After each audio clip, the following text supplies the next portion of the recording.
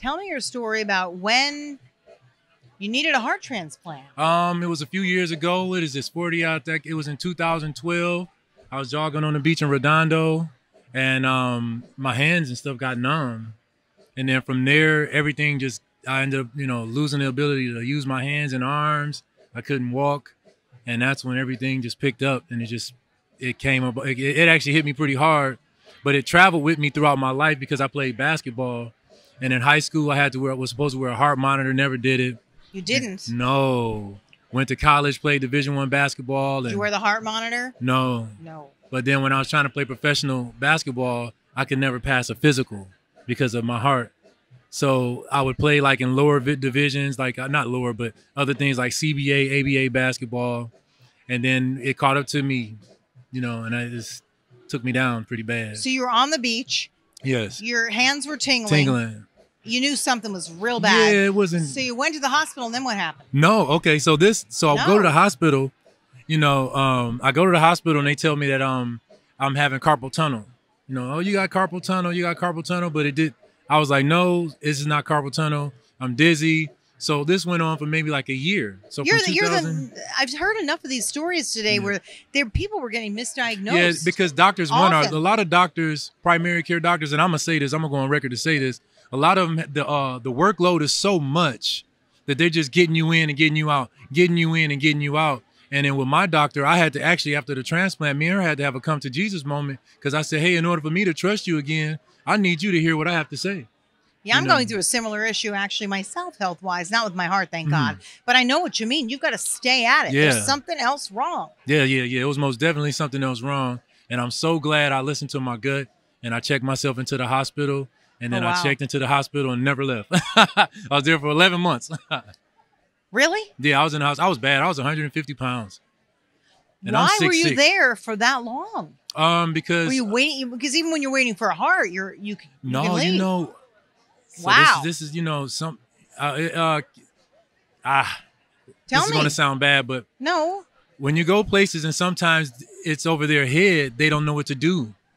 So I was sitting at a hospital for months. They were moving me floor to floor, and I'm like, what's going on? They're like, oh, you need a transplant. You need a transplant. I'm like, I've heard this, and they're telling me to make arrangements for my family, let them know I only have a few weeks to live or a few days to live.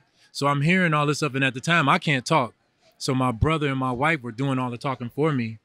And a lot of times, man, misdiagnosis. You know what, though? Thank God they didn't just release you.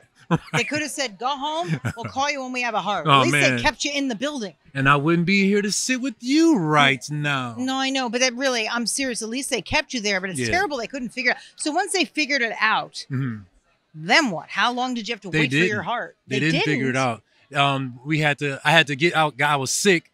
And one day they let me out of the hospital at Torrance Memorial.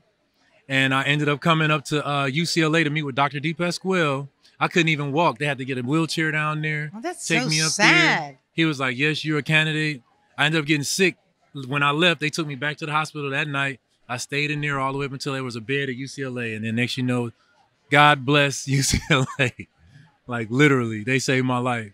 So how long before you knew you needed the transplant until you got one? I would say 11 months. Yeah. Wow. Yeah, and I was on that's got to be Vivad too. It went through my stomach and pumped my heart for me until I got a heart. I guess you weren't able to do much, were you? Oh man, no. I couldn't. Like I hear people say, "Oh yeah, I was walking around and I was able to do this." I was like, "No, my situation was a little different. My skin started turning gray a little bit. I was like all sunken in my face. It was bad." That's got to be so. You've got to keep your attitude up. I would be so scared, and I don't know how you keep it up. I mean, wow. I like to laugh. Yeah, I like to laugh, man. I'm telling you, laughing is. I could tell when you first sat down. I thought, "This is a happy guy." Yeah. So you kept it happy. So what happened when you got the call that there's a heart for you? Well, when they got the call, he came to my room and he said, "You know what, CJ, we might have something special." Wow.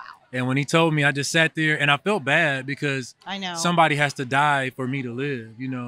So it's that survivor's guilt or something like that. And after a while, it settled in, and then I said, "You know what, God, if this is what's supposed to happen, I'm rolling. Let's go."